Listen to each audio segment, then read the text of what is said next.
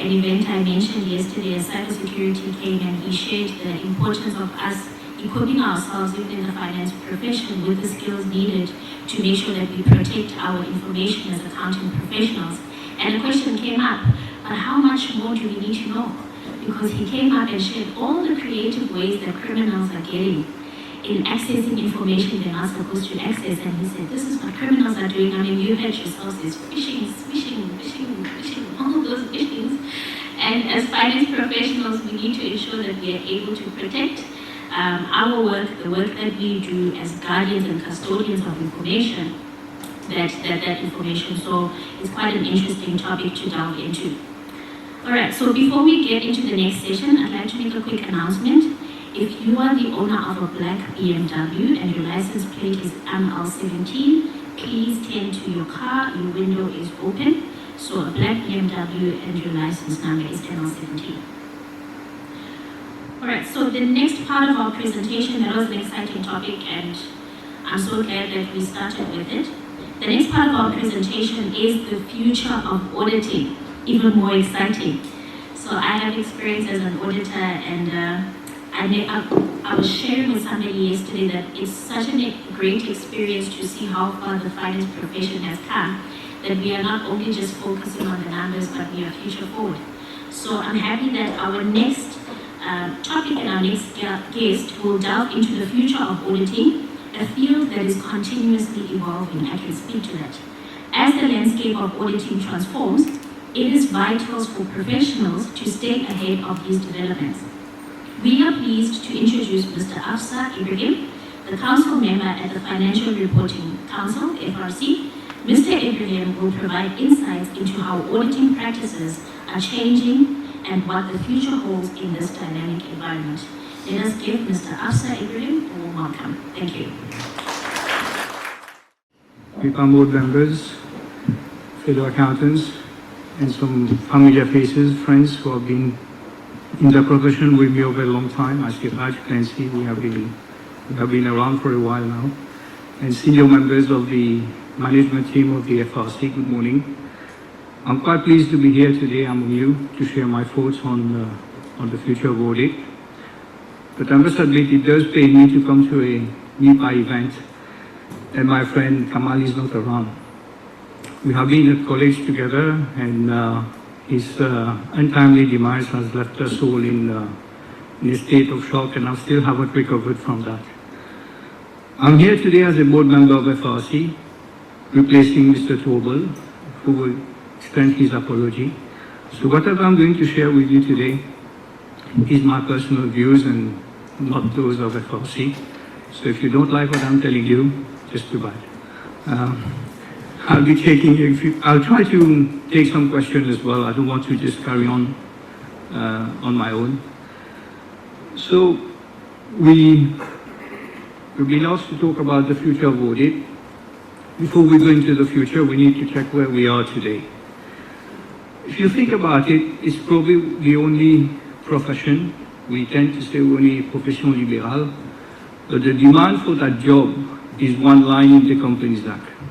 It's not like there's a willing buyer and we are a willing service provider. It's provided in law. So anything that's provided in law that guarantees the demand does have an impact on the profitability of any business. And the whole industry today hangs on that one line. As long as it stays in the Companies Act, we have a job. And if it's not, then we have to see what to do. We all know how important audit is in terms of providing transparency, providing support to the financial investment community. When we started doing audit, we knew it was a service. Today, when you look at it, it has become a commodity. And the only thing that seems to drive appointment of auditors is by and large the fees. It's unfortunate that there is this nivellement vers le bas. That's how I see it. I sit on a few boards and despite all the tenders, at the end of the day, what makes the difference would be how much are you quoting for the job. And the other thing that has changed, when we started the audit, we used to be happy to go to the AGM because shareholders will ask questions, we will be grilled. Today as auditors, we have to report to the Audit and Risk Committee, where you have two independent directors who are not even shareholders who decide the future of the audit firm. Unfortunately, that's where we are. I'm not saying it's good, bad, I'm just doing a constat that we report to the ARC, and going to the AGM has no meaningful role because everything has been decided at ARC level. When I started, we all knew about the collapse of Arthur Andersen, which led to the creation of the Big Four. It's been more than 20 years, and there has not been any challenger to the Big Four in 20 years. It's probably the only industry where we haven't seen the emergence of another player. We talk about financial services. What happened? Where is it going? Why we can't have another firm emerging? What is blocking it? There has been a lot of DFIs, all these institutions that have in their agreement audit to be done by Big Four only. These are things which have stifled the growth and the emergence of other firms. When you look at the list of the Big Four and the others, I mean, you don't see another firm coming up in the next probably 10, 15 years. The other challenge that the audit profession is facing is that the quality of audit has become a major issue. The bigger the firm, the bigger the shortfall. We have witnessed how the big names recently have been fined for delivering substandard audits. A bit surprising, the bigger the firm, the bigger the shortfall. On the other hand, the regulators globally have upped their game, and I'm pleased to report that the FRC in Mauritius, which is to return here to bear witness, that we have upped our game as well, and a lot of the audit firms are still playing catch up, and the regulator at the moment is a step ahead when it comes to quality. Probably that's the only thing I'm not expressing an opinion, but I'm giving you a statement of fact here. The other challenge we have with the audit is reconciling the audit quality with the commercial realities. Your costs are going up, there is a downward pressure on fees. How do you do that balancing act? It's quite challenging for any professional today. On top, you need to reward employees. We'll go into the issue of talent later, but we know we need to reward people, so that's where we are stuck as a profession. I don't know whether I have been bleak in my assessment, but I think this is where we are today. If anybody disagrees, we can have a question later, but that's my assessment today, where the audit profession is. Let's look at the future. The future depends very much on how we respond to issues and challenges. I have identified about 8 of them, and how we respond to those will determine the future of the audit profession. First of all, it's been the mindset. We have traditionally been auditing historical figures, and as auditors, people have taken the mickey out of us, have called us being counters. We have had a lot of jokes being made on us. The truth is, we have been looking at the rear mirror for a long time, without realizing that the windscreen is bigger than the rear mirror. And going forward, we are seeing the emergence of new companies, the new startups. If you take a company like Amazon, for more than 10 years, they have been loss-making. And more the tech companies today are loss-making, yet they are having huge valuation. If we as auditors continue to look in the rear mirror, we will put all these companies on a going concern watch list. We need to have the skill and change our mindset to be forward-looking. Even if a company is loss-making, we should not be scared of saying, oh, what's their going concern? This is the sort of business model that we need to adopt, and we need to get used to that.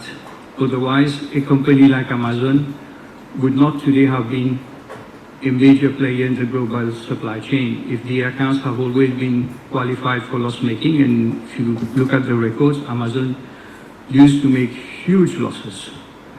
But still, people believe in them and they have moved forward. We need to have the confidence to sign off ongoing concern, even if those startups are loss making. We need to understand where the future is.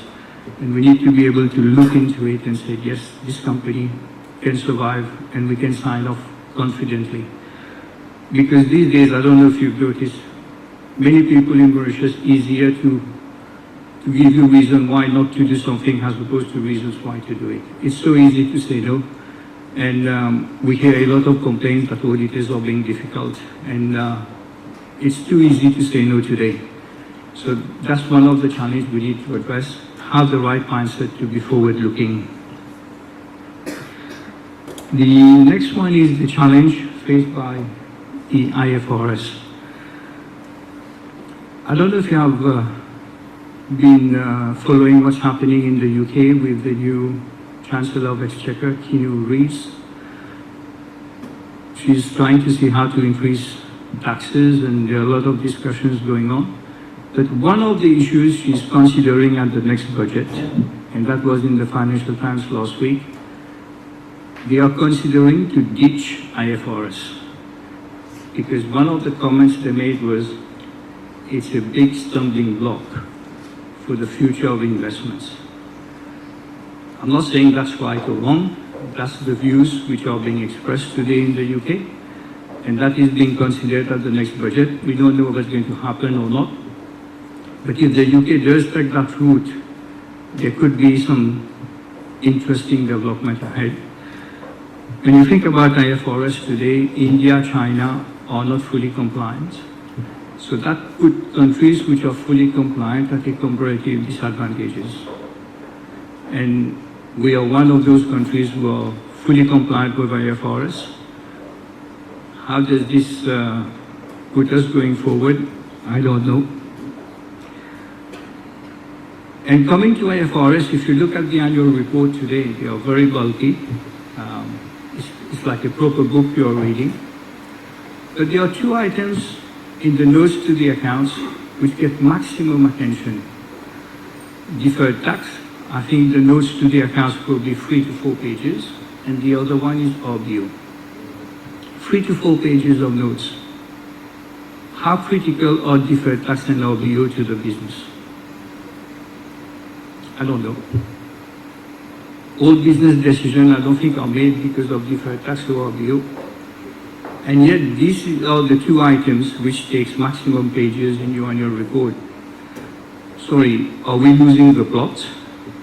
I'd rather see 3 pages on turnover to understand where the business is generating the cash flow.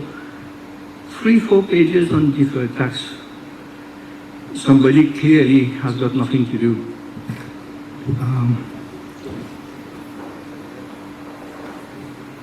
Who here can put his hand up and tell me that he understands deferred tax and he can take anything on the chain? Can see.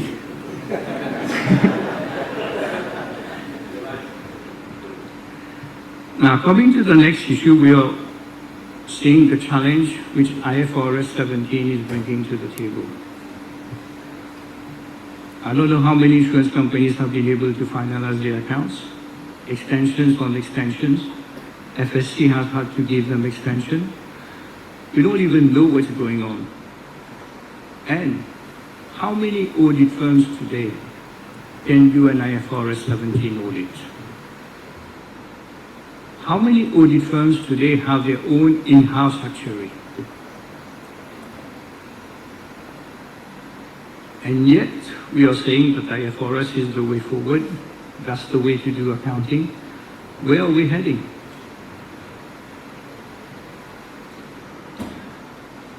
That takes me to the next challenge, which comes with what you have just heard with the speaker before me.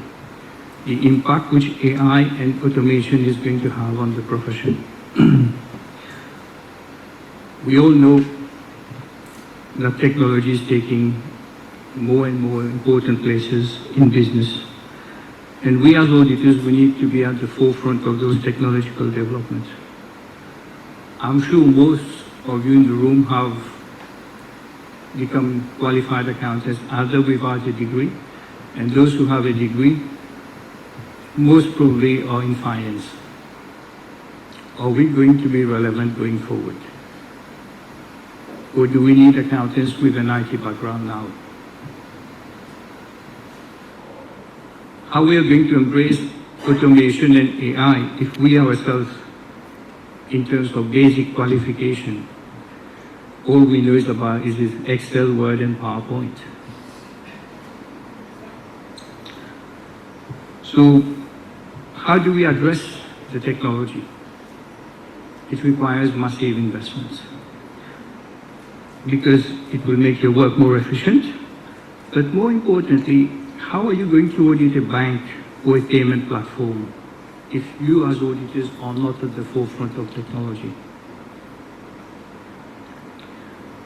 When a client asks you for your credentials, you must be able to speak the tech language, meaning talking a language which your client won't understand. Then you will sound intelligent and you'll get the job. One of the interesting things happening also in this development is the use of data. How important it is, what resources you need to handle data. The days of checking invoices, I think, are long gone. It's a question of getting into the system and managing the data. If we're going to invest that much in technology, the next question we need to address, does the current structure of firms is geared for these investments? The partnership model which we have all grown up with, I think is long gone, has passed its sell-by date. Anybody today talking about a partnership model does not work. I think that model of accounting firm has done its time. And if you need capital, it cannot come from the firm's retained profits. You need outside capital, we need private equity, we need outside investors. I don't know how regulator will react to that, but we don't have a choice if you want to survive as a profession. In the US already, a lot of the auditing firms are being sold to private equity. And in the UK, there is a big drive at the moment where private equity firms are acquiring the mid-sized firms. They're not only acquiring, they're also putting money to invest in technology. The other advantage it brings, it changed the governance. So you will need outside directors, and that governance will change the way the auditing firms operate. It's a question of time. You're not going to bring private equity for the partner to exit the firm, but you will need private equity to take the money forward and make the changes and transform the firms the way they should be. Otherwise, you will just not be in a position to respond to your client demands. So what next is happening in the service sector? If you look at the specialized services, you look at Mauritius today, there are probably 7 or 8 specialist tax firms. So that is already coming out of the accounting firm. Same with corporate finance, they are coming out of the accounting firm. So you'll be left with just doing the audit work. If you're going to do the audit work alone, you'll need other ancillary services. I think it's probably a good thing, because recently myself I've had the unfortunate experience of dealing with a audit firm which thinks that tax is an IFRS issue. It took me quite a while to make them understand that tax is tax, IFRS is IFRS, because a lot of them are now so obsessed with IFRS as if nothing else exists in the world. So if you're looking at non-statutory audit, the big one where people are requiring services is ESG audit. And the ESG audit is being demanded by investors, by specialized banks, especially those who are getting funding for example, if you are getting funding for sustainability, they are insisting on a special audit on that. And the auditors for the ESG doesn't necessarily mean it's the same auditors who sign off on your financial statement. So that's one interesting thing, because the law at the moment does not specify whether it should be the same or not, but it does create new avenues for work, and the ESG audit is probably the big thing going forward. But again, you need the skill, you need the understanding, you will need the multidisciplinary team, you will need all those new resources to be able to do that. The next specialized service will happen is with the emergence of a lot of payment platform. It will be interesting to see, okay, I've got a payment platform, this is the first time I'm going to use it to make payment. It would be nice to say, this payment platform has been audited by so-and-so. It does give you that confidence, just like investors get confidence when a financial statement is signed off. Payment platform also will require independent audit. These are the new avenues where I feel the future of audit lies. The next one is continuous audit. With technology coming into play and making things a lot faster, especially in financial services, I think the idea of doing audit of historical figures will also disappear. If we have the right technology, we'll be able to do what I call a continuous audit, and it's going to be a reality. Because data will be generated in a timely manner, relevant, reliable, and you just have to go on the system. And the audit should be easier and faster. How many of you think that in the next 5 years, a company with a 30th of June year-end will be in a position to give an audit report on the 1st of July?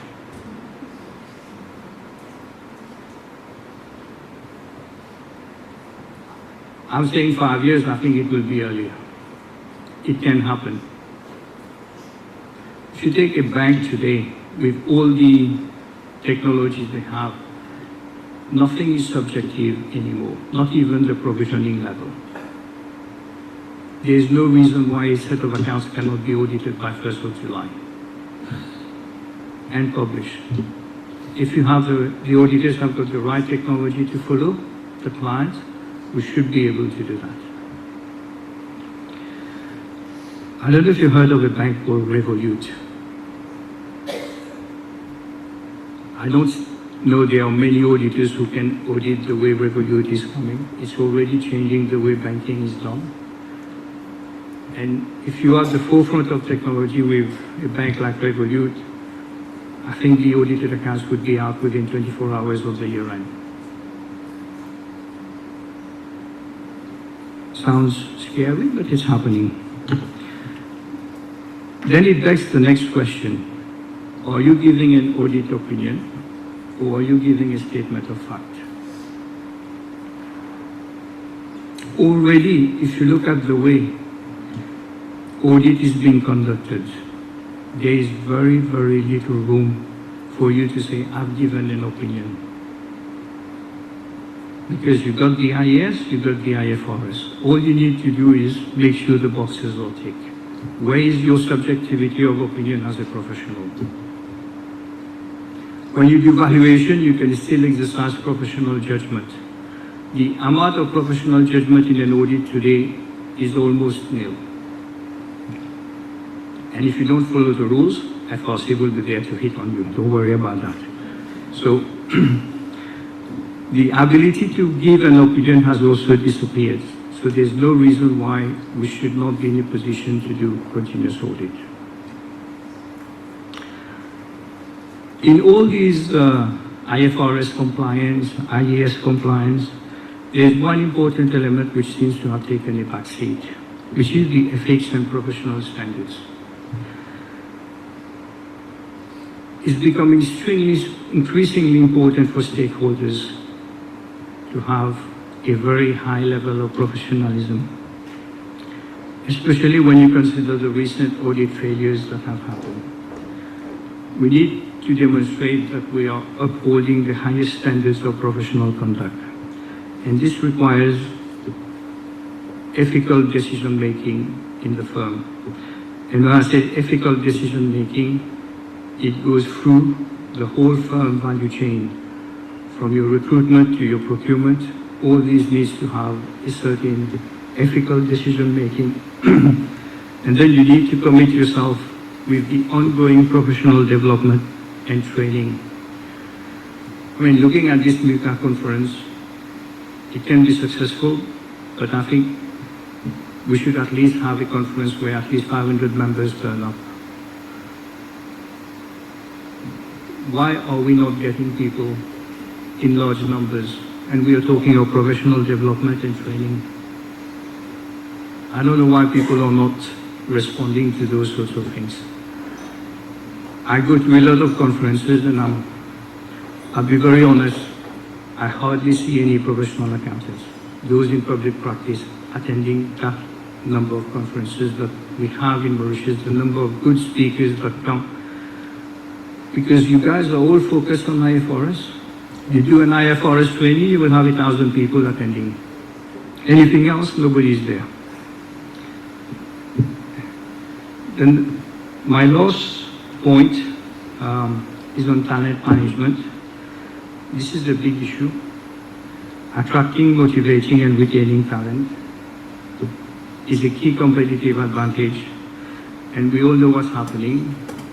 There are probably 600 accountants today in Luxembourg. How are we going to compete? How are we going to make our profession sexy, to attract people in? We need to be innovative. We need to, because the war on talent is between accounting firm and other employers. We need to demonstrate that it's a good working environment, fun to work. Because, let's face it, it's not fun sitting behind a laptop and work all day. Even more so with the new trend, which a lot of people think is the way forward, work from home. That's another disaster we are doing. We are not training the next generation properly. This work from home is the biggest disaster. Frankly, since I've left the profession, my role model has been Goldman Sachs. And Goldman has made it clear from day one, there's no working from home, 5 days a week, 24/7. You know, forget everything else, this is the way forward. This work from home, you're not doing any service to the next generation. Make the office the home, and then it will be more fun. Yeah, you bring in flexible hours, you need to have, stop putting pressure on this issue of timesheet. I've been in profession for 17 years. I haven't seen the relevance of doing timesheet. But still, it's a big thing in every accounting firm. Everybody needs to do timesheet. And the other point is, your talent is your stock. That's your asset. Please, don't leave talent management to HR. You are the partner, it's your stock, it's like you're a trader. You have your stock, you need to know how to play with it, how to sell it, how to organize it. Why leave this management to HR? I have nothing against HR. But the day HR doing your talent management, you're gone. Because that's not talent, that's the one which will grow your firm. You can't leave that management to HR. And obviously the reward must also change. It's nice to drive a Porsche, but it's not nice if you drive the Porsche and your employees are coming by metro. You need to share a bit more on the profits that you're making. I'm looking at the senior partners here. You need to give a bit more. Times have changed. So the future of auditing is changing the landscape, and we need to stay ahead of the curve. We need to embrace technology, but we also need a lot of outside investors. And we need to remain focused on the business development of the audit. Forget the IFRS part, look at the business model, think the way forward, because although I'm speaking in my personal name, all I can tell you, the regulator will leave no stone unturned to ensure that audit quality is enhanced. But take this into account, but focus on the business. I will end here. I'm prepared to take questions. All I can tell you is there's no future in the past. Thank you.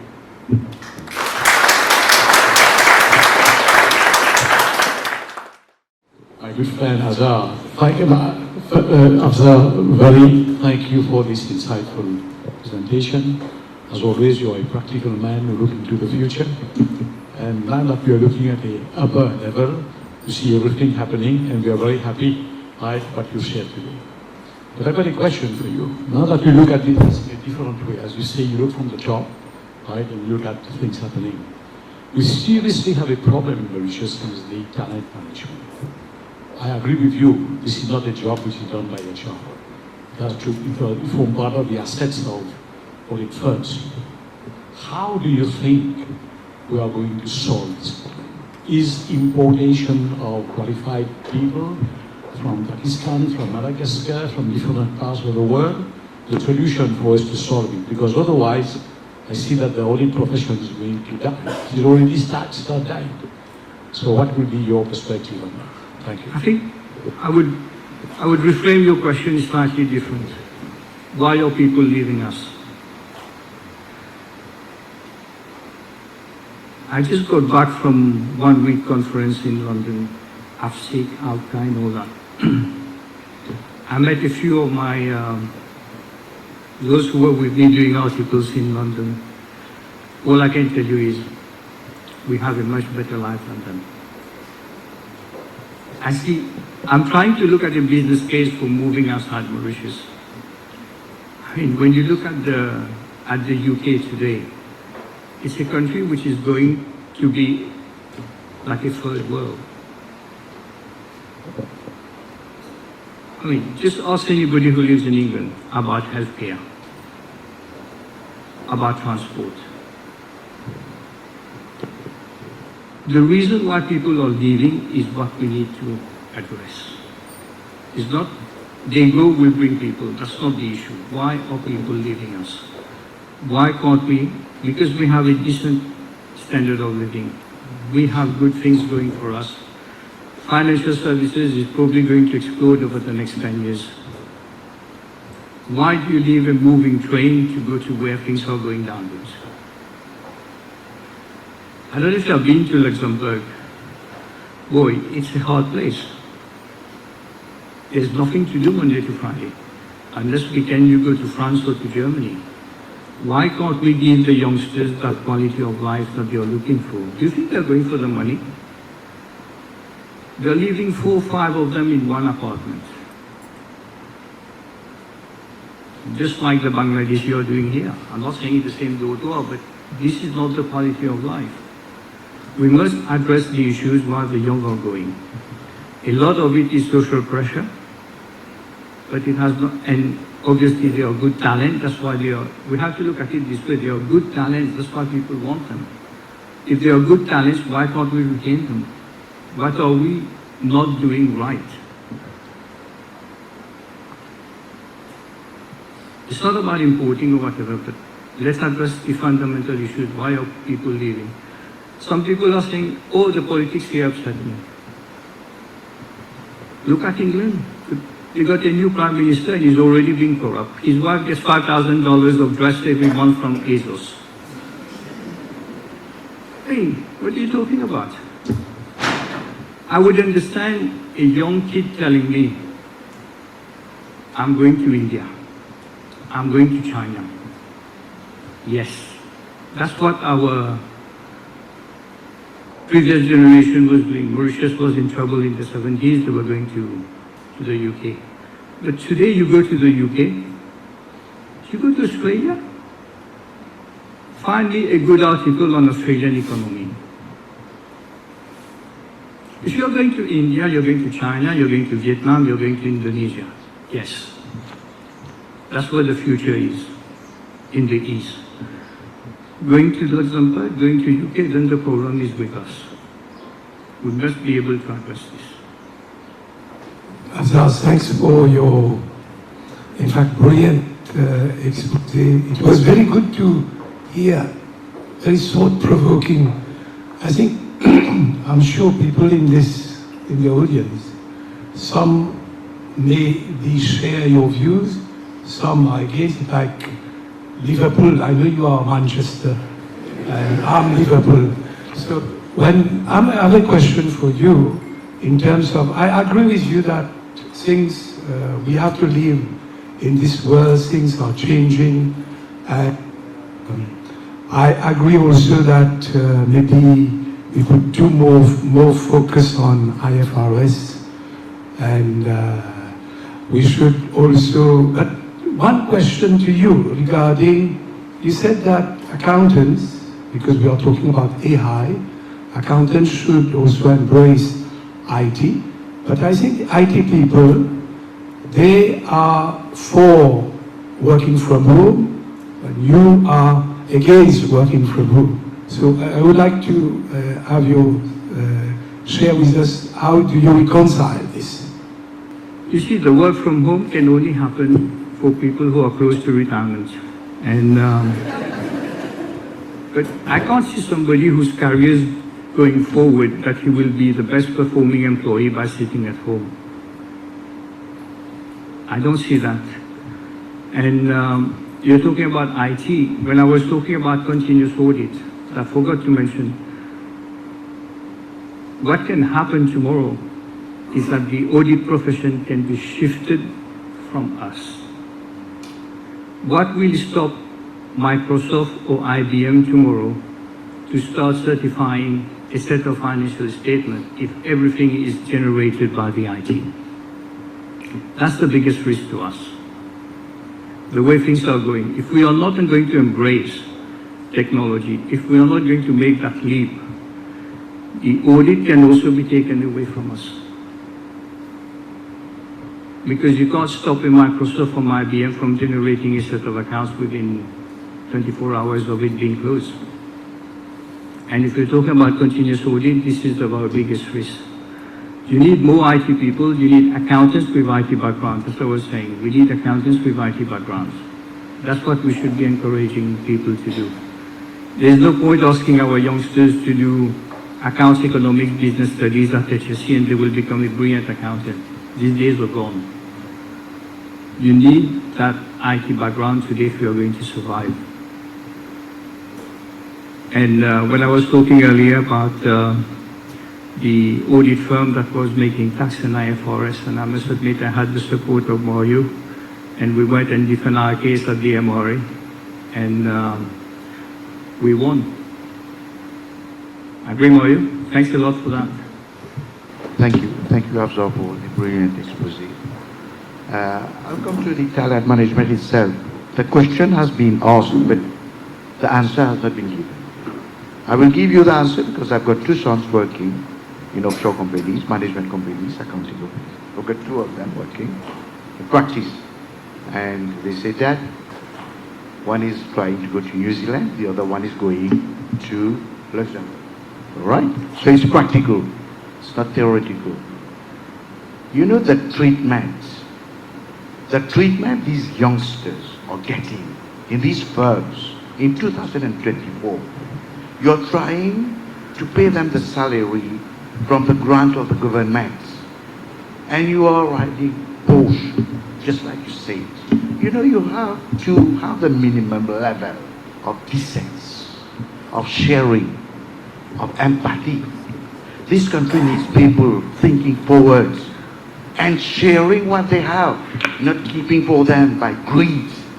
There is always things for everyone, not by greed but by need, all right? So you have to give these youngsters the chance. They are going to other countries. My two sons are going. Why are they going? I would have liked them to stay in Mauritius. We have good life. I have lived 5 years in England. I had the chance to live in England. I've got friends here who are living together.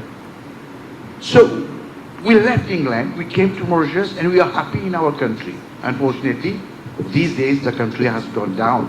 I'm just like your friend. I would say that our country has gone down in many levels. The institutions not getting ethical people, things like that. But why our children are going? They are going because we are not serving them the right stuff. We are not respecting. They are different from us. They are born in 2000, in 2003, in 2005, and they are very different from us. We have to be psychological about what they need and give them what they want. Once for all, not just complaining, and I want to import people from Sri Lanka, from Madagascar, from things like from countries like that. We have to do a soul search in us. Why are we greedy and not giving these kids what they deserve? Thank you. I fully agree with you. I mean, there are 2 points I would add to it. One is, especially in professional service firm, as we go up the ladder, we are training the graduates of 2024 the same way we were being treated 30 years ago. I think that's the biggest mistake. And secondly, I don't know many professional service firms, when I say professional service firms, it's only accounting firm, including the OMC, that have invested in their managers to be trained to be managers. That requires different skills. How do you promote people in accounting firms? I've had this battle for many years. How do you promote people in accounting firms? This guy is brilliant. What does he do? He does tax computation well. He knows his IFRS well. That guy is brilliant, but he's a toxic manager. He's bad with people. He's toxic. Get him out of the door. No, nobody knows deferred tax more than him. Promote him. Senior manager. Then he becomes director. Then application comes to FRC. Make him an audit partner. In any case, this is the toxic culture you're creating. That's why I said make the home the office. Have fun. Make it interesting. Why can't audit firms have a happy hour on Friday in your own firm? Why can't you have fun? No, Friday afternoon, the poor kid has to fill the timesheet. You know, start thinking differently. How many audit partners have gone on management courses? How many audit partners have gone to Harvard or INSEAD to do management? None. IFRS? Plenty. Look at their CPD forms. And then we say we don't know how to treat the youngsters. That's where you go. Same with OMCs. They're treating people like factories. It's the new factory. That's where we are having issues. That's why I said go back to basics. Why are we losing them? Why can't we just secure them?